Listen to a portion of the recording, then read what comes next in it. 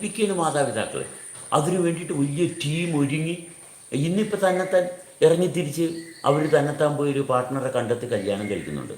അത് അവരുടെ നിയന്ത്രണത്തിൽ നിന്ന് വിട്ടെന്ന് മാത്രമേ ഉള്ളൂ. പക്ഷെ അപ്പോഴും സെക്സിൻ്റെ നിയന്ത്രണത്തിൽ നിന്ന് വിട്ടിട്ടില്ല. സെക്സിൻ്റെ സ്വാധീനത്തിൽ നിന്ന് മനുഷ്യന് വിടാൻ പറ്റുന്നില്ല. അതുകൊണ്ടാണ് അക്രമാസക്തരും അവരുടെ സ്വബോധത്തിൽ ഇരിക്കാൻ പറ്റാണ്ട് പോകുന്നത്. അത് വേറൊന്നും കൊണ്ടല്ല. സെക്സ് അല്ല. ഓഷോയും പറഞ്ഞ് കുറേ കഥകൾ, ഓഷോയുടെ കഥകളുണ്ട്. ഇപ്പം നമ്മുടെ റീസെൻ്റ് മൈത്രേൻ, ഇവരൊക്കെ സെക്സിനെ ബേസ് ചെയ്ത് കുറേ കാര്യങ്ങൾ സംസാരിക്കുന്നുണ്ട്. സെക്സിനെ ബേസ് ചെയ്തല്ല നമ്മുടെ ജീവിതത്തിൻ്റെ സാധ്യതകൾ ഉണരുന്നത്, അനുഭവത്തിൽ നിന്നാണ്. അനുഭവത്തിൽ തുടരുമ്പോൾ കൃത്യമായിട്ട് നമുക്ക് സർവ്വകാര്യങ്ങളും വ്യക്തമായിട്ട് കൈകാര്യം ചെയ്യാൻ പറ്റും, ഒരു സംശയമില്ലാതെ. മഹാന്മാരുടെ ചരിത്രം പുസ്തകമില്ലെങ്കിലും വായ്മൊഴിയായി ശ്രുതികളായി സ്മൃതികളായി അതിൻ്റെ സമയം തീരുന്നത് വരെ നിലനിൽക്കില്ലെന്ന് ഒരു ആവശ്യമില്ല. നമ്മുടെ ഹൃദയത്തിൻ്റെ സ്പന്ദനത്തിൻ്റെ താളം, അവർ എഴുതി വച്ചിരിക്കുന്ന പുസ്തകത്തിൻ്റെ ഭാഗം നമ്മുടെ ശരീരത്തിൽ എങ്ങും നമ്മളെ ചലിപ്പിക്കുന്നില്ല. നമ്മൾ ചലിച്ചുകൊണ്ടിരിക്കുകയാണ്. അപ്പോൾ നമ്മുടെ ചലനത്തിൽ നമുക്ക് വ്യക്തത ഉണ്ടാകണം, നമ്മളെ അനുഭവത്തിൽ കൃത്യത ഉണ്ടാകണം, ആ അനുഭവത്തിൽ തുടർച്ച ഉണ്ടാകണം. അതിലേ കാര്യമുള്ളൂ. ഈ മഹാന്മാരെന്ന് പറഞ്ഞ ആ പൊട്ടന്മാർ, ഈ മഹാന്മാരെന്ന് പറയുന്ന പൊട്ടന്മാരുടെ പേരിലാണ് ജീവിച്ചിരിക്കുന്ന ആൾക്കാർക്ക് സ്വസ്ഥത നഷ്ടപ്പെട്ടു പോയത്. ഈ കുറച്ച് മഹാന്മാർ, ഇപ്പോൾ ഉദാഹരണത്തിന് പറയുകയാണെങ്കിൽ യേശു ക്രിസ്തു നമ്പർ 1 ഫ്രോഡാണ്, പൊട്ടനാണ്, ഒരു കഥയുമില്ല. എന്തിനെടുക്കണം ഇങ്ങേരെ? കുരിശേ തൂങ്ങി ചത്തുപോയി, ജീവിക്കാൻ പറ്റിയില്ല. നമ്മളിപ്പോൾ നിലനിൽക്കുന്ന മനുഷ്യർ തമ്മിൽ ഉള്ള ബന്ധത്തിൻ്റെ ഇടയിലായിട്ടാണ് ഇങ്ങേര് കയറി വന്നിരിക്കുന്നത് കഥാരൂപത്തിൽ. നോക്കണം. യേശുക്രിസ്തുവിനെ ബഹുമാനിക്ക്, യേശുക്രിസ്തുവിൻ്റെ വഴിയെ നടക്ക്. ഇവരാരെങ്കിലും യേശുക്രിസ്തുവിൻ്റെ വഴിയെ നടക്കാൻ തയ്യാറാണോ? ഒരൊറ്റ എണ്ണം യേശുക്രിസ്തുവിൻ്റെ വഴിയെ നടക്കാൻ കുരിശേ തൂങ്ങി ചാട്ട കൊണ്ട് അടിച്ചാൽ ഇവരെന്ത് ചെയ്യും? ഇവരെ ഒന്ന് ചീത്ത പറഞ്ഞാൽ, ഈ യേശുക്രിസ്തുവിൻ്റെ വഴിയെ നടക്കുന്ന ആൾക്കാരെ ചീത്ത പറഞ്ഞാൽ, ഒരക്ഷരം പറഞ്ഞാൽ ഒരു 10 പേരെ വിട്ട് തല്ലിക്കും. അവരെ കൊണ്ട് പറ്റാത്ത കാര്യങ്ങൾ ഒരിക്കലും അവരെ കൊണ്ട് പറ്റത്തില്ല. പിന്നെ നമ്മളെ കൊണ്ട് ചെയ്യിപ്പിക്കാൻ ശ്രമിക്കുന്നു. ഇത് തലമുറകളായിട്ട് തുടർന്നുകൊണ്ടിരിക്കുന്ന ഈ വിഡ്ഢിത്തരം മനസ്സിലായി. നമ്പർ 1 ഫ്രോഡാണ് യേശു ക്രിസ്തു, ഒരു കഥയില്ല. പക്ഷെ നമ്മൾ ജീവിച്ചിരിക്കുന്നവർ പരസ്പരമുള്ള ബന്ധം, അതിൻ്റെ ഇടയിൽ കടന്നു വന്നിട്ടുള്ള ഇങ്ങനെയുള്ള കുറേ വിഡ്ഢികളുണ്ട്. അവരാണ് എഴുതി വെച്ച പുസ്തകങ്ങൾ. എന്ത് കാര്യത്തിലാണ് ഈ പുസ്തകം? നമ്മൾ ജീവിച്ചിരിക്കുന്ന അനുഭവം അത് തെളിച്ചു കൊണ്ടുപോകുന്നിടത്തല്ല കാര്യമിരിക്കുന്നത്. ഞാനൊരു ക്രിസ്ത്യൻ കുടുംബത്തിൽ ജനിച്ചുകൊണ്ടാണ് ഞാനിത് പറയുന്നത്. എന്നുവെച്ചാൽ പള്ളിയിൽ പോകണം, യേശു ക്രിസ്തുവിനെ ഇത് ചെയ്യണം എന്ന് പരിശോധിച്ച് നോക്കിയപ്പോൾ എന്താണ്, ഇവർക്ക് ആർക്കും ഈ പറയുന്ന ഒരു സത്യസന്ധതയുമില്ല. ഇവർ ഈ പറയുന്ന പോലെ ഒന്നും ഒരു കാരണവശാലും ചെയ്യല. നമുക്ക് തന്നെ അറിയാമല്ല, ഇവിടെ ഒരു അഭയ കേസ്, നമുക്ക് കൃത്യമായിട്ട് അറിയാവുന്ന ഒരു അഭയ കേസ്. എത്ര സുപ്രീം കോടതിയിൽ വരെ ഈ ഒരു അച്ഛൻ കേസ് പറയാൻ, സുപ്രീം കോടതി കേസ് പറയണമെങ്കിൽ കാശ് എന്തോരം ചിലവാകും? ആരാണ് ഈ കാശ് മുഴുവൻ ഫണ്ട് ചെയ്യുന്നത്?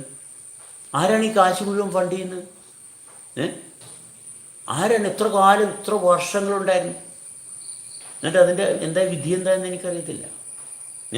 പിന്നെ നമുക്ക് റീസെൻ്റ്ലി അറിയാം പുതിയൊരു ഫ്രാങ്കോ കേസ്. ഇതെല്ലാം കന്യാസ്ത്രീമാരെ പീഡിപ്പിച്ചതാണ്. ഇതെല്ലാം കേസ് കന്യാസ്ത്രീമാരെ പീഡിപ്പിക്കുന്നതാണ്. എന്താണ് നമ്മൾ ഇതിൻ്റെയൊക്കെ പുറകെ പിന്നെയും വെച്ച് തൂങ്ങലെന്തിനാണ്? നമ്മൾ വിഡ്ഢികളാകുകയാണ്. മനസ്സിലായി? നമ്മൾ വിഡ്ഢികളാകുകയാണ്. അവർ ഭയങ്കര ആർഭാടമായിട്ട് വലിയ ബെൻസ് കാറിലും ആർഭാടമായിട്ട് ഫുൾ ടൈം പന്നിയിറച്ചിയും അതൊക്കെ തിന്ന്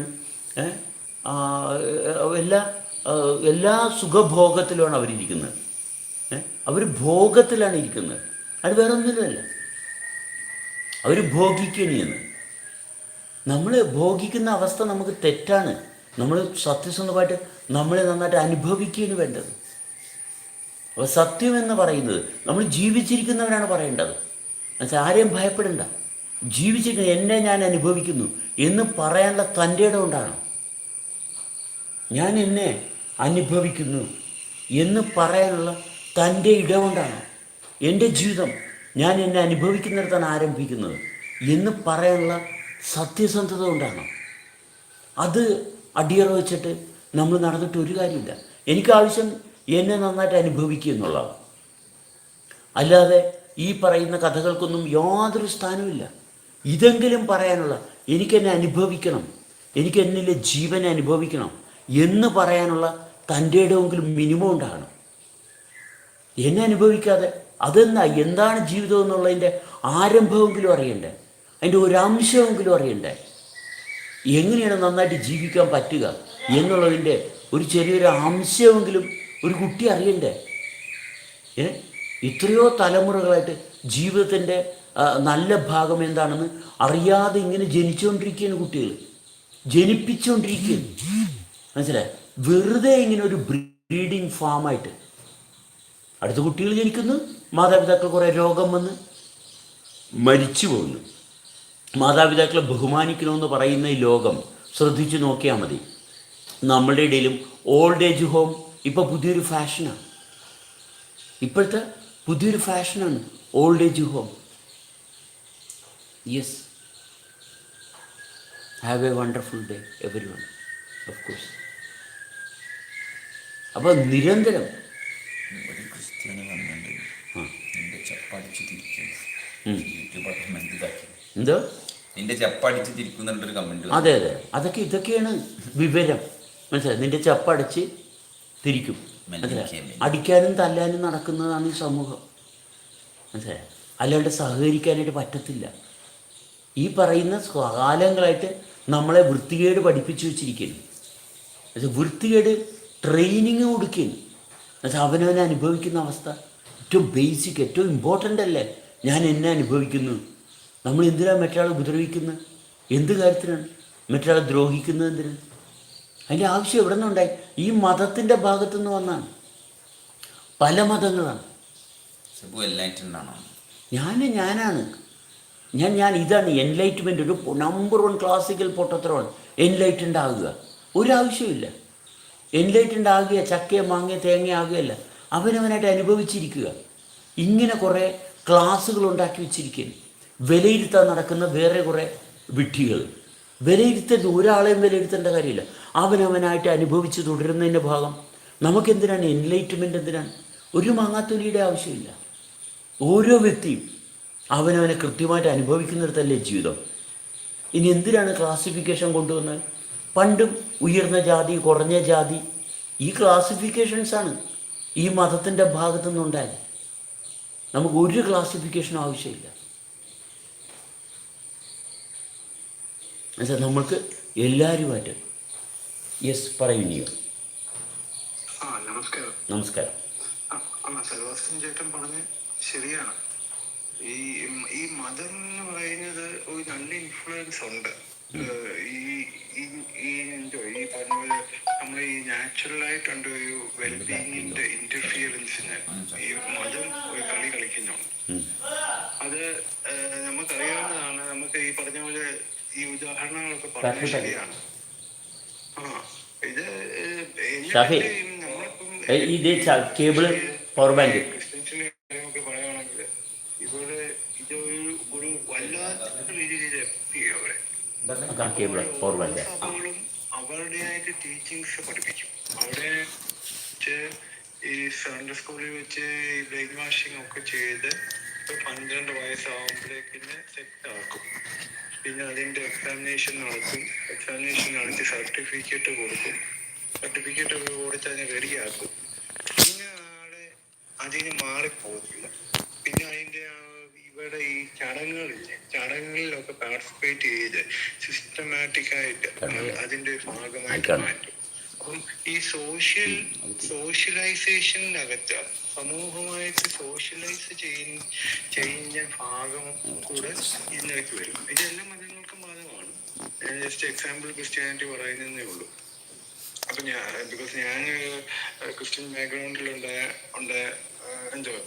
ആണ് ജനിച്ചത്. അപ്പം ഞാൻ നേരിട്ട് കണ്ട അനുഭവം ഇതാണ്.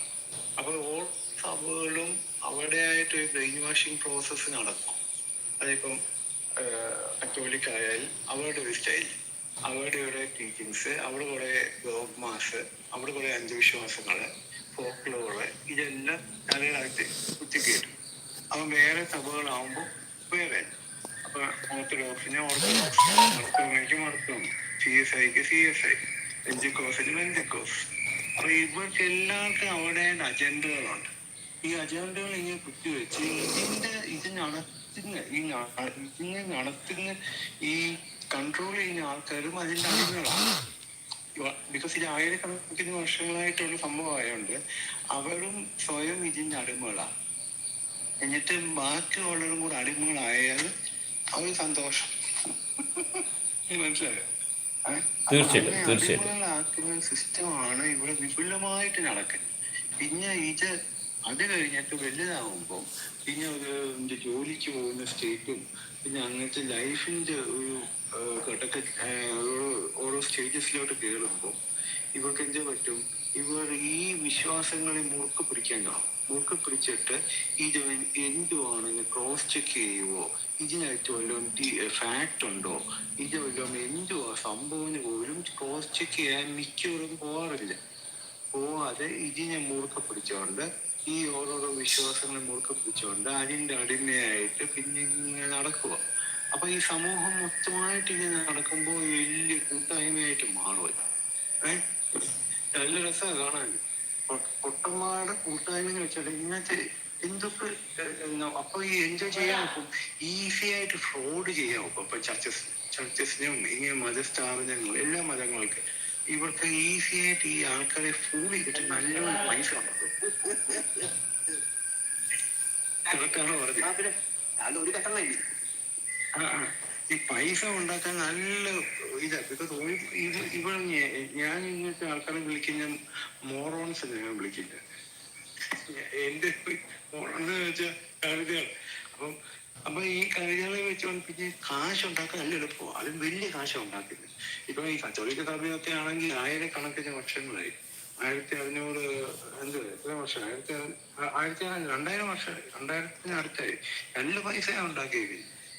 എല്ലാ ലോകം മൊത്തം റിയൽ എസ്റ്റേറ്റാണ്. റിയൽ എസ്റ്റേറ്റിന്റെ ബഹളമാണ്. എന്തൊക്കെ ഉണ്ടെങ്കിൽ അവർക്ക് പോലും അറിയില്ല. മനസ്സിലായി? അത്രയും എണ്ണമില്ലാത്ത പ്രോപ്പർട്ടികളും എല്ലാം ആണ്. അപ്പൊ പിന്നെ പൊളിറ്റിക്കൽ പവർ. അപ്പൊ ഇങ്ങനെ ഓരോ സഭകളും അവിടെയായിട്ട് കളികള്. അപ്പൊ ഈ വിശ്വാസികളെ ബ്രെയിൻ വാഷ് ചെയ്തുകൊണ്ട് ഇവർ ഇതിന്റെ ചരിത്രം എന്തുവാണെന്നോ ഇവർ ചെയ്ത ക്രൈമുകൾ എന്തുവാണെന്നോ ഒന്നും ചെക്ക് ചെയ്തില്ല. അത് ചെക്ക് ചെയ്യാൻ പാടില്ല. അത് ചെക്ക് ചെയ്താൽ നീ മൂടനാണ്. ഒരു ബൈബിളിനകത്ത് വാക്കുണ്ട്, അതിനെ പൊക്കിക്കൊണ്ടുവരും. നീ മൂടനാണ്. മനസ്സിലായോ? പിന്നെ എന്റെ വേറെ ഞങ്ങൾക്ക് ഡയലോഗ് ഞാൻ ഡെയിലി കേൾക്കുന്നില്ല ക്ലബ് ഹൗസില്. കുറെ ഇവിടെ ഈ ക്ലബ് ഹൗസിന് നല്ല എക്സാമ്പിൾ. ഇവന്മാർ സംസാരിക്കാൻ കേട്ടിരിക്കുമ്പോൾ നമുക്ക് മനസ്സിലാക്കാം ഇവിടെ സൈക്കോളജി എന്തുവാണ്. നമ്മൾ എന്തെങ്കിലും ചൂണ്ടിക്കാണിച്ചാല് അത് മനസ്സിലാക്കാനോ അത് ക്രോസ് ചെക്ക് ചെയ്യാനോ ഒന്നും ഇവിടുത്തെ കഴിവില്ല. ആ കഴിവൊക്കെ കൊച്ചിലെ നഷ്ടപ്പെട്ടു. മനസ്സിലായോ? അതിനൊക്കെ ലോജിക്കലായിട്ടുണ്ട് തിങ്കിങ്ങോ ഒന്നുമില്ല. അതൊക്കെ പോയി. ഇനി എങ്ങനെ അവിടെ മക്കളെയും കൂടി ഇതൊക്കെ പഠിപ്പിച്ച് ഒരു സന്തോഷം അവളും കൂടെ അങ്ങനെ ആയി പോട്ടെ. ഇങ്ങനെ മനസ്സിലായി? ഇതൊക്കെയാണ് നടക്കുന്നത്. പ്രത്യേകിച്ച് മലയാളികളുടെ മതം കഴിച്ചു പിടിച്ച് ഇതൊക്കെയാ അവസ്ഥ.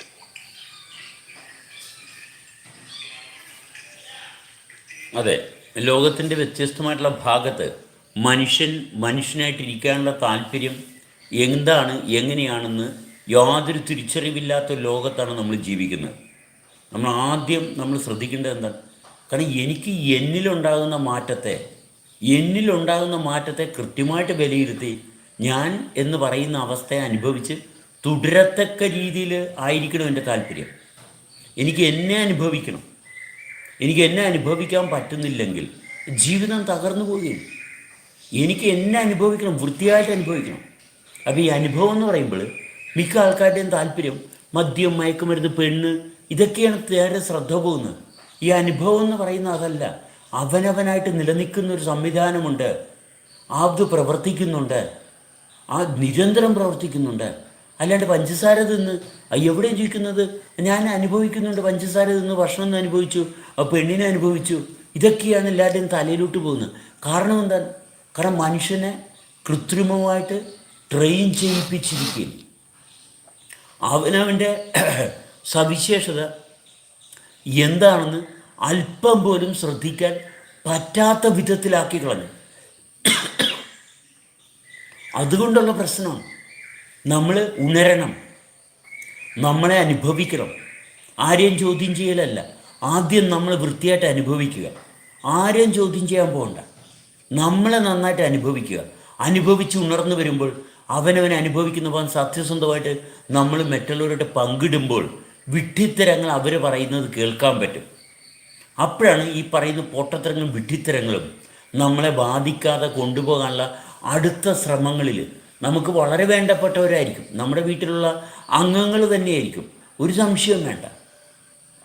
നമ്മുടെ വീട്ടിൽ നമുക്ക് അടുത്ത് നിൽക്കുന്ന ആൾക്കാർ തന്നെയാണ് പൊട്ടത്തരങ്ങളും വിഡ്ഢിത്തരങ്ങളും നമ്മളുടെ എതിരെ കൊണ്ടുവരുന്നത്. അവരുടെ കൂട്ടത്തിൽ ഒരുമിച്ച് അവരെ എതിർക്കാതെ അവരോട് സഹകരിക്കാൻ നമ്മളെ കൊണ്ട് പറ്റണം, തീർച്ചയായിട്ടും പറ്റണം. ഒരിക്കലും ഇറങ്ങരുത്. അവിടെ ഇരുന്ന് അവർ പറയുന്നത് പൊട്ടത്തരമാണ് എന്ന് നമ്മൾ വൃത്തിയായിട്ട് നമ്മളെ അനുഭവിച്ചുകൊണ്ട്, നമ്മളെ കൃത്യമായിട്ട് അനുഭവിച്ചുകൊണ്ട് നമ്മുടെ കൂട്ടത്തിലുള്ളവരുമായിട്ട് സഹകരിക്കാൻ സാധിക്കണം. നമ്മളുടെ ഉന്മയുമായിട്ട് നമ്മളെ നന്നായിട്ട് ജീവനെ അനുഭവിച്ചുകൊണ്ട് നമ്മൾ അവരോട് പറയണം, കൃത്യമായിട്ട് പറയണം. കാരണം അവർ എത്ര തർക്കവും അടിയും വഴക്കുമൊക്കെ അവരാദ്യം കൊണ്ടാക്കും, അതൊക്കെ അവർ നിർത്തും. കാരണം തർക്കവും അടിയും വഴക്കുമൊക്കെ അല്പദൂരമേ പോകത്തുള്ളൂ. എല്ലാ പ്രശ്നങ്ങളും ഉണ്ടാക്കുന്ന ആൾക്കാർക്കും അല്പമേ അവർക്ക് പ്രശ്നം ഉണ്ടാക്കി നിലനിൽക്കാൻ പറ്റത്തുള്ളൂ. അവിടെയാണ് നമ്മൾ ശ്രദ്ധിക്കേണ്ടത്. നമ്മളിൽ പ്രശ്നമില്ലാതെ നമ്മൾ വൃത്തിയായിട്ട് അനുഭവിക്കുന്ന അവസ്ഥയിൽ എത്തിയിട്ട് വേണം ഈ കൂട്ടരുമായിട്ട് സംസാരിക്കാനും ഇടപഴകാനും ചെല്ലാനായിട്ട്. ആദ്യം നമ്മളിൽ വൃത്തിയായിട്ട് അനുഭവിക്കണം. നമുക്ക് നമ്മളെ അനുഭവിക്കാൻ പറ്റുന്നില്ലെങ്കിൽ ന്യായം പറഞ്ഞിട്ട് ഒരു കാര്യമില്ല. ആദ്യം ന്യായം പറച്ചിലല്ല, ന്യായം അനുഭവിക്കലാണ് വേണ്ടത്. ആദ്യം അനുഭവിക്കണം. കാരണം എന്തുകൊണ്ടെന്നാൽ ഇവർ കുറേ വിഡ്ഢികളെ നിയന്ത്രിക്കുന്ന ഭാഗത്താണ് ഇവരിയ്ക്കുന്നത്. ശ്രദ്ധിക്കണേ, ഇവർ കുറേ വിഡ്ഢികളെ, കുറേ വിശ്വാസികളെ നിയന്ത്രിക്കുന്ന ഭാഗത്താണ്. എന്നിട്ട് അവരെല്ലാവരും കൂടി കല്ലെറിയും. അത് ഇവർ തല്ലിക്കൊല്ലാൻ വരും. ഇത്ര ഇവരെ കൊണ്ട് ചെയ്യാൻ പറ്റത്തുള്ളൂ. ഇവർ പിന്നാമ്പുറത്ത് നിന്ന് രഹസ്യമായിട്ട് ഈ പറയുന്ന വിശ്വാസികളെ ഇളക്കി വിടും. എന്നിട്ട് ഇവർ അനങ്ങാണ്ട് നല്ല പിള്ളയായിട്ട് അവർ മാറിയിരിക്കും. എന്നിട്ട് ബാക്കിയുള്ള അണികളെ കൊണ്ട് ഇവർ തല്ലിക്കുകയും ഉപദ്രവിക്കുകയും ചെയ്യും. ഇതാണ് ഇവരുടെ തന്ത്രം. അതല്ലാണ്ട് ഇവർക്ക് എന്തോ അല്ലല്ല, ഞാൻ കേരളത്തിലാണ്, ഞാൻ അതിരപ്പള്ളിയിലാണ്. എന്തോ അല്ല, നിങ്ങളിപ്പോൾ പറഞ്ഞത് തന്നെ എന്തുകൊണ്ടാണ് നിങ്ങൾ എതിർക്കാൻ സംസാരിക്കും? നിങ്ങളുടെ ശബ്ദം തന്നെ എതിർപ്പിൻ്റെ അല്ലേ? നിങ്ങൾ മറ്റൊരാൾ എവിടെയാണെന്നുള്ള ചോദ്യം തന്നെ നിങ്ങളെവിടെ ഇരിക്കുന്നുള്ള ഭാഗം അന്വേഷിക്കുന്നതിന് പകരം മറ്റൊരാൾ എവിടെ ഇരിക്കുന്നതാണ്. ഇത് തന്നെയാണ് ഇതിൻ്റെ പ്രശ്നത്തിൻ്റെ ആരംഭം. അല്ല, ഇത് തന്നെയാണ് കുഴപ്പം. ഞാനെന്നുള്ള ഭാഗം അംഗീകരിക്കാൻ പറ്റത്തില്ലെന്ന് പറഞ്ഞുകൊണ്ട് വരുന്നത് തന്നെ. പിന്നെ നിങ്ങൾ സംസാരിക്കുന്നത് എന്ത് പ്രസക്തി ഇരിക്കുന്നു മാഷെ? പിന്നെ നിങ്ങൾ സംസാരിക്കുന്നത് ഞാനെന്നുള്ള ഭാഗം ഇല്ലെങ്കിൽ നിങ്ങൾ ആർക്ക് വേണ്ടിയിട്ടാണ് സംസാരിക്കുന്നത്? നിങ്ങൾ ആർക്കും ഇല്ല. ഞങ്ങൾക്ക് പ്രസക്തിയില്ല. എനിക്ക് ഞാനെന്ന് പറയുന്ന അവസ്ഥ ക്രമീകരിക്കുന്നിടത്ത് മാത്രമേ താല്പര്യമുള്ളൂ. ഞാനെന്ന് പറഞ്ഞ അവസ്ഥയ്ക്ക് താല്പര്യമില്ലെങ്കിൽ പിന്നെ ഒരു കഥയുമില്ല മാഷെ. നിങ്ങൾ പറഞ്ഞ മുഴുവൻ പൊട്ടത്തരങ്ങളാ. പിന്നെ വേറെ കഥകൾ വേണ്ടെന്നേ, ഒരു കഥയുമില്ല. ഞാൻ അനുഭവിച്ച് എൻ്റെ ഹൃദയത്തിൻ്റെ സ്പന്ദനം കഥയല്ല, ഞാൻ ജീവിച്ചുകൊണ്ടിരിക്കുകയാണ്. അത് നടക്കുന്നിടത്താണ് ഞാൻ അനുഭവിക്കുന്നത്. അതെങ്ങനെ നടക്കുന്നെന്നുള്ളതല്ല, ഞാൻ അനുഭവിച്ചുകൊണ്ടിരിക്കുകയാണ്. നിങ്ങളെപ്പോലുള്ള വിഡ്ഢികളും പൊട്ടന്മാരും ആണ് ഈ ലോകത്ത് പ്രശ്നങ്ങൾ ഉണ്ടാക്കിക്കൊണ്ടിരിക്കുന്നത്. മറ്റുള്ളവരുടെ കാര്യമാണ് തിരക്കുന്നത്, അവനവൻ്റെ കാര്യം തിരക്കാനുള്ള കഴിവില്ല നിങ്ങൾക്ക്. ഒരു നന്മയും വേണ്ട, ഒരു നന്മ ആർക്കും കൊടുക്കണ്ട. ഈ നന്മ കൊടുത്ത ആൾക്കാരാണ് ഈ ലോകത്ത് ഈ പ്രശ്നം മുഴുവൻ ഉണ്ടാക്കിക്കൊണ്ടിരിക്കുന്നത്. നന്മ കൊടുക്കാനായിട്ട് നിങ്ങൾ അംബാസിഡറാണോ നന്മയുടെ? നിങ്ങൾ അംബാസിഡറാണോ നന്മയുടെ? അംബാസിഡറാണോ? നിങ്ങൾ എന്തിൻ്റെ അംബാസിഡറാണ്? നിങ്ങൾക്ക് നിങ്ങളുടെ അനുഭവം മാത്രമേ ഉള്ളൂ സുഹൃത്തെ. നിങ്ങൾ ആരുടെയും കാര്യത്തിൽ തലയിടണ്ട. നിങ്ങൾക്ക് നിങ്ങളായിട്ട് ജീവിക്കാൻ പറ്റുന്നുണ്ടോ എന്ന് പരിശോധിക്കുക. ഇത് ഒരു ബീഹാറിൻ്റെ കാര്യമല്ല സംസാരിക്കുന്നത്, ഒരു കേരളത്തിൻ്റെ കാര്യമല്ല പറയുന്നത്. നിങ്ങൾക്ക് അതുപോലും മനസ്സിലാവുന്നില്ല. കേരളത്തിൻ്റെയും ബീഹാറിൻ്റെയും കാര്യമല്ല സംസാരിക്കുന്നത്, മനുഷ്യൻ ജീവിക്കുന്ന ഭാഗത്തെ പറ്റിയാണ് സംസാരിക്കുന്നത്. അതുപോലും നിങ്ങൾക്ക് മനസ്സിലാക്കാൻ പറ്റുന്നില്ലല്ലോ. ഞാൻ ജീവിക്കുന്ന, അതായത് നിങ്ങൾ ജീവിക്കുന്ന ഭാഗം അറിയാത്തതുകൊണ്ടല്ല ഞാൻ എങ്ങനെ ജീവിക്കുന്നതെന്ന് ചോദിക്കുന്നത്. ആദ്യം നിങ്ങൾ ജീവിക്കുന്ന ഭാഗം പരിശോധിക്കൂ സുഹൃത്തെ. നിങ്ങൾ ജീവിക്കുന്ന ഭാഗം പരിശോധിക്കുമ്പോഴറിയും. അതോ അപ്പോഴാണ് നിങ്ങൾ നിർത്തും മറ്റൊരാൾ ജീവിക്കുന്നത് എങ്ങനെയാണെന്നുള്ള ഈ ചോദ്യം തന്നെ നിങ്ങളുടെ പൊട്ടത്തരത്തിൽ നിന്നാണ്. അല്ലെ, നിങ്ങൾ എൻ്റെ കാര്യമാണ് തിരക്കുന്നത്. നിങ്ങൾക്ക് നിങ്ങളുടെ കാര്യം തിരക്കാൻ പറ്റുന്നില്ല. നിങ്ങളുടെ കാര്യം തിരക്കാൻ പറ്റുന്നില്ല. മറ്റൊരാൾ എങ്ങനെ ജീവിക്കുന്നതെന്നാണ് വന്ന് ചോദിക്കുന്നത്. ഇങ്ങനെയുള്ള നിങ്ങളെപ്പോലെയുള്ള ആൾക്കാരാണ് ഈ ലോകത്ത് ഏറ്റവും കൂടുതൽ പ്രശ്നങ്ങൾ ഉണ്ടാക്കിക്കൊണ്ടിരിക്കുന്നത്. നിങ്ങളെപ്പോലെയുള്ള ആൾക്കാരാണ് ഈ ലോകത്ത് പ്രശ്നങ്ങൾ ഉണ്ടാക്കുന്നത്. അല്ല, അതെ കണ്ട, നിങ്ങൾക്ക് സംശയമാണ് മുഴുവനും. മനസ്സിലായോ സുഹൃത്തെ? നിങ്ങൾക്ക് സംശയമാണ് മറ്റൊരാളെ പറ്റി. നിങ്ങൾക്ക് ഇങ്ങനെയുള്ള സംശയങ്ങള് മനസ്സിലാകുന്നില്ല. നിങ്ങൾ അങ്ങോട്ടും ഇങ്ങോട്ടും ഇങ്ങനെ പേഴ്സണലായിട്ട് പറഞ്ഞിട്ട് എന്താ കാര്യം? ഞാൻ അല്ല ആരോട് അതായത് ഞാൻ ജീവിക്കുന്നത് എന്റെ കഴിവുകൊണ്ടല്ല. കാരണം എന്റെ ശരീരം വർക്ക് ചെയ്യിക്കുന്നത് ഞാനല്ല, ഈ ശരീരം ഉണ്ടാക്കിയതും ഞാനല്ല. അത് ഇൻവോളണ്ടറി ആയിട്ട് നടന്നുകൊണ്ടിരിക്കുകയാണ്. ഓരോ പ്രവർത്തനം നടന്നുകൊണ്ടിരിക്കുകയാണ്. അത് എന്റെ കഴിവുകൊണ്ടോ ഞാൻ ഉണ്ടാക്കിയതും അല്ല, അത് പ്രവർത്തിക്കുന്നതും എന്റെ കഴിവുകൊണ്ടല്ല. ഞാന് എന്താ മണ്ടനോ? അല്ല, അങ്ങനെ കഴിവുകൊണ്ടില്ലെങ്കിൽ പിന്നെ എങ്ങനെയാ ജീവിക്കുന്നത്? കാരണം എന്റെ കഴിവുകൊണ്ടാണെന്ന് പറയണമെങ്കിൽ എന്റെ ശരീരം ഞാൻ ഉണ്ടാക്കണം. ഞാൻ ഉണ്ടാക്കിയതല്ല എന്റെ ശരീരം. ആ ശരീരത്തിന്റെ പ്രവർത്തനമാണ് എന്നിൽ കൂടി കാണുന്നത്. അത് എന്റെ കഴിവ് എങ്ങനെ പറയാ? താങ്കൾ വിചാരിച്ചാൽ താങ്കളെ കഴിവുണ്ടോ? താങ്കളുടെ അമ്മയുണ്ടോ? അമ്മയച്ഛനൊക്കെ ഉണ്ട്, മരിച്ചുപോയി.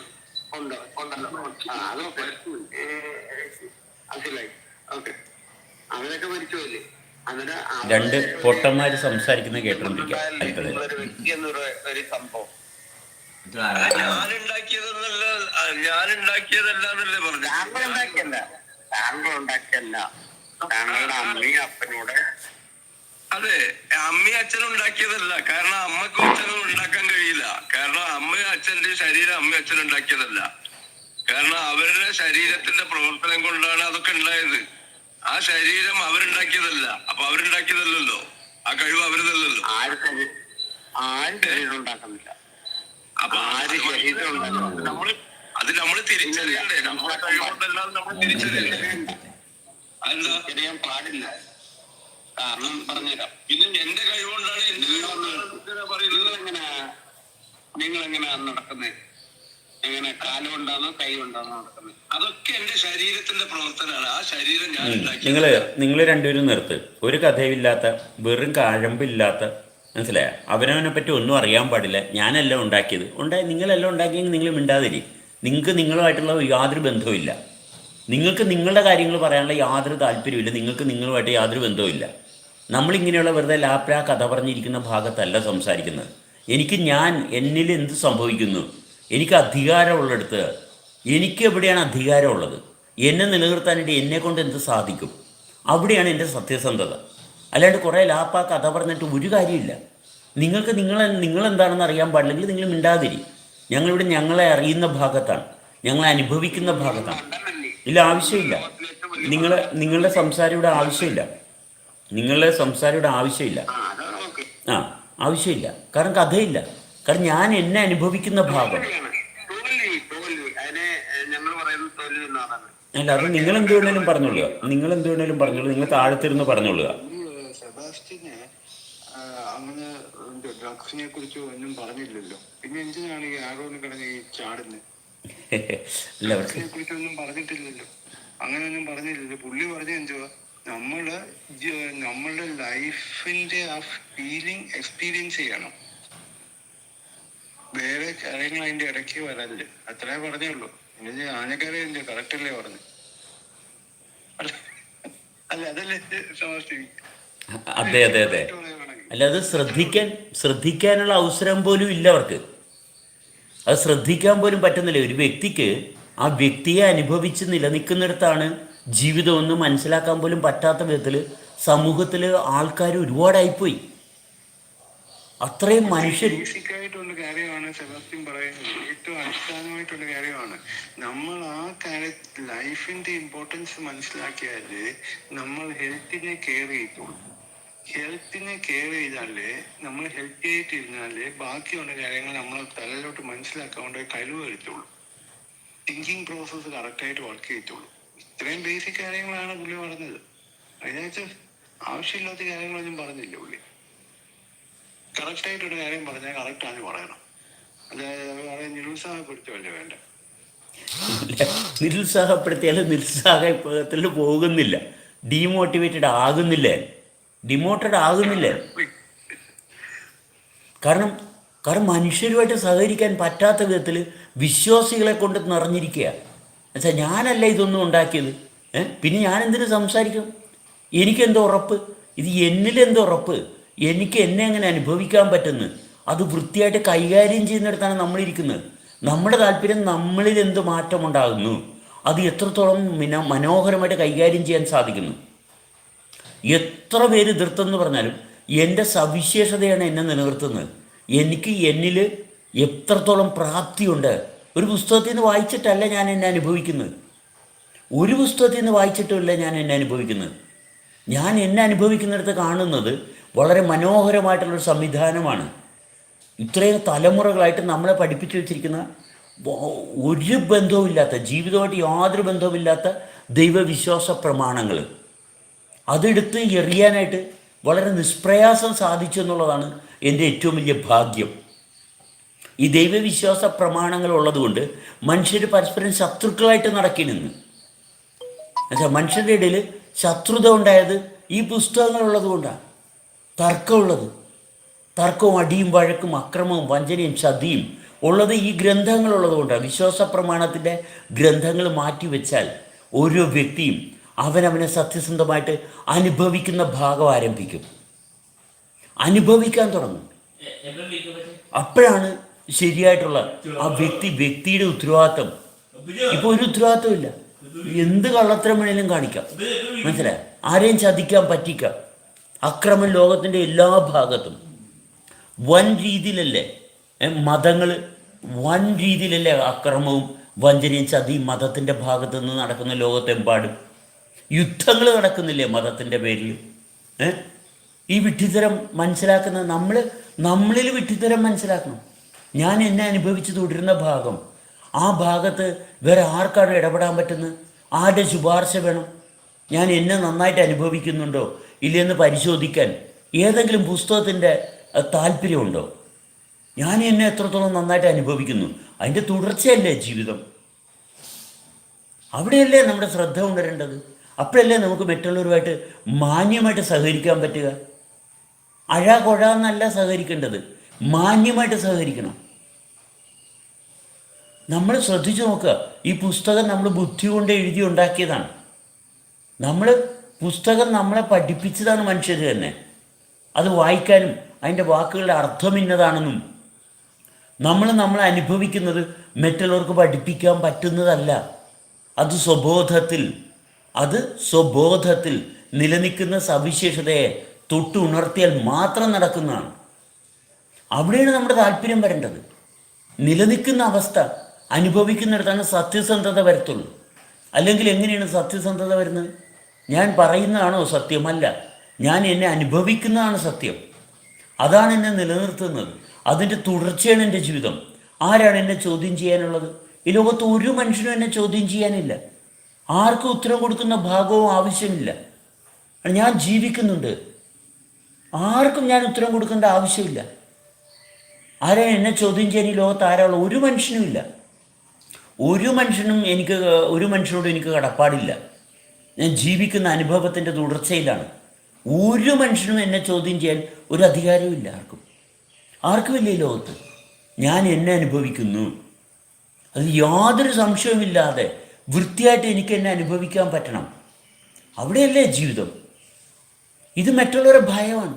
മറ്റുള്ളവർ ചോദ്യം ചെയ്യും നമ്മളെ. ആരാ ചോദ്യം ചെയ്യുന്നത്? വിഡ്ഢികൾ, അവനവനെ അനുഭവിക്കാൻ പറ്റാത്തവർ. താൻ എവിടെയാണ്? താൻ ബീഹാറിലാണ്. ഞാനെന്ന് പറയാൻ പാടില്ല. ഞാനെന്നല്ലാണ്ട് പിന്നെ ഞാൻ എന്ത് പറയണം? ഞാനെന്നല്ല, ഞാനുണ്ട്, ഞാൻ നന്നായിട്ടുണ്ട്, ഞാൻ വൃത്തിയായിട്ട് അനുഭവിക്കുന്നു. അവിടെയല്ലേ സഹകരണം സാധ്യമാകത്തുള്ളൂ. ഓരോരുത്തരും പറയുന്നു. ജേഷ്, ചേട്ടൻ ഉദ്ദേശിക്കുന്നത് എന്താന്ന് വെച്ചിട്ടുണ്ടെങ്കിൽ ഇപ്പൊ അവനവനെ അനുഭവിക്കുക, അവനവനെ തിരിച്ചറിയുക, അവനവനെ മനസ്സിലാക്കുക എന്ന് പറയുമ്പോൾ ഇപ്പൊ രണ്ട് വ്യത്യസ്ത മതക്കാരായിക്കോട്ടെ, നമുക്ക് അതെടുക്കാമല്ല. അതാണ് ഇവിടെ ഏറ്റവും വലിയ പ്രശ്നങ്ങൾ നടന്നുകൊണ്ടിരിക്കുന്ന പുസ്തകങ്ങൾ വെച്ചുകൊണ്ടുള്ള പരസ്പരം അതാണ് വലുത് ഇതാണ് വലുതെന്ന് പറഞ്ഞുകൊണ്ടുള്ള തർക്കങ്ങളാണ്. അപ്പൊ ഒരു വ്യക്തി വേറൊരു വ്യക്തിയെ കാണുമ്പോഴും അയാളുടെ അഭിപ്രായങ്ങളോട് യോജിക്കാത്ത രീതിയിലാണ് പുള്ളിയുടെ പ്രകടനമെങ്കിൽ നമ്മളിൽ ദേഷ്യം വരികയും നമ്മൾ അസ്വസ്ഥരാകുകയും ചെയ്യുന്നു. അങ്ങനെയാണെങ്കിൽ നമ്മൾ മനസ്സിലാക്കിക്കോളൂ, നമ്മളെ മനസ്സിലാക്കുന്നില്ല, അവനവനെ തിരിച്ചറിയുന്നില്ല. അതുകൊണ്ടാണ് മറ്റുള്ളവനെയാണ് നമ്മൾ തിരിച്ചറിയുന്നത്. നമ്മൾ അസ്വസ്ഥരാകുന്ന ഒരു ഭാഗം നമ്മളെടുത്ത് മാറ്റി വെക്കുന്നു. അത് നമ്മൾ അറിയുന്നില്ല. പക്ഷെ അറിയേണ്ടത് അതാണ്, നമ്മൾ അസ്വസ്ഥരാകുന്നു. അത് തിരിച്ചറിയണമെങ്കിൽ നമുക്ക് അത് മാറ്റി വെക്കാം. അപ്പൊ നമ്മളിൽ അസ്വസ്ഥത പോകും. അങ്ങനെയല്ലേ നമ്മൾ തന്നെ തിരിച്ചറിയുന്നത്. നമ്മളിൽ എന്താണ് സംഭവിച്ചുകൊണ്ടിരിക്കുന്നതെന്ന് മനസ്സിലാക്കുക. മറ്റുള്ളവനെ കൊണ്ട് നമ്മൾ മാറ്റം ഉണ്ടാക്കാൻ സാധിക്കുന്നുണ്ടെങ്കിൽ അത് നമ്മളുടെ പരാജയമാണ്. നമ്മളെ തിരിച്ചറിയാത്തതിന്റെയാണ്. ആ ഒരു കോണ്ടക്സ്റ്റ് ആണോ ചേട്ടൻ? തീർച്ചയായിട്ടും ഞാൻ ചെയ്യുന്ന പ്രവൃത്തി, ആ പ്രവൃത്തി കൊണ്ട് എന്നിൽ എനിക്ക് സജീവമായിട്ട് നിൽക്കാൻ പറ്റുന്നു. എൻ്റെ പ്രവർത്തനം എന്നെ കൂടുതൽ ഉണർത്തുന്നു. മറ്റൊരാളും അയാളും പ്രവർത്തിക്കുന്നു അയാളുടെ ജീവിതത്തിന് വേണ്ടിയിട്ട്.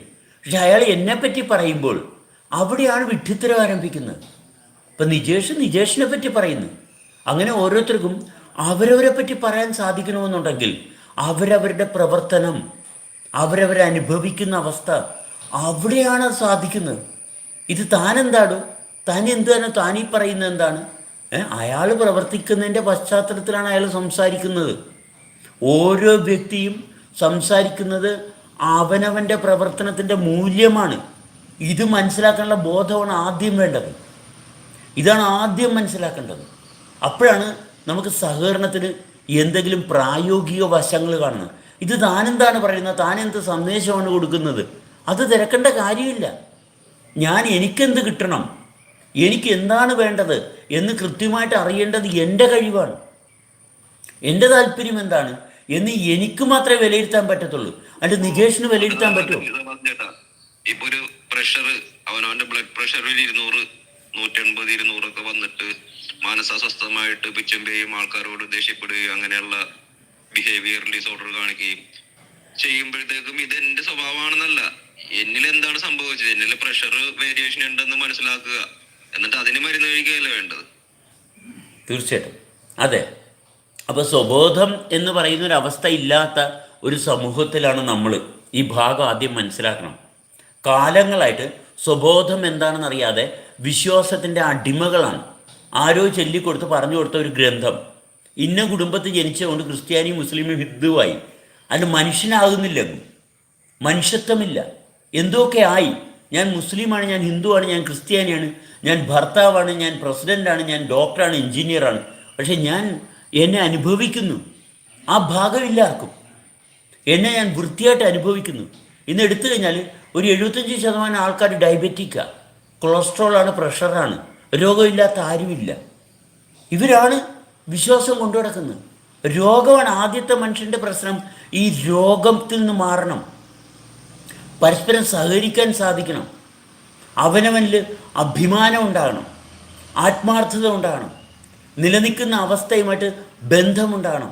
നമ്മളെ നിലനിർത്തുന്നത് എന്താണെന്ന് തിരിച്ചറിയണം. വിശ്വാസവും ദൈവമൊന്നും അല്ല നമ്മളെ നിലനിർത്തുന്നത്, നമ്മളെ അനുഭവമാണ് നമ്മളെ നിലനിർത്തുന്നത്. നമ്മളെ വൃത്തിയായിട്ട് അനുഭവിക്കുന്നിടത്താണ് നമ്മുടെ സാധ്യത ഉണരുന്നത്. ഒരു ദൈവം ഇറങ്ങി വരത്തില്ല ഇങ്ങോട്ട്. ഒരു ദൈവത്തിനും നമ്മുടെ ഇടയിൽ ഒരു സ്ഥാനവും ഇല്ല. നമുക്ക് അനുഭവിക്കാൻ സാധിക്കുന്നുണ്ടോ, വൃത്തിയായിട്ട് അനുഭവിക്കാൻ സാധിക്കുന്നുണ്ടെങ്കിൽ ഈ വിശ്വാസ പ്രമാണങ്ങളും ഗ്രന്ഥങ്ങളെല്ലാം മാറും.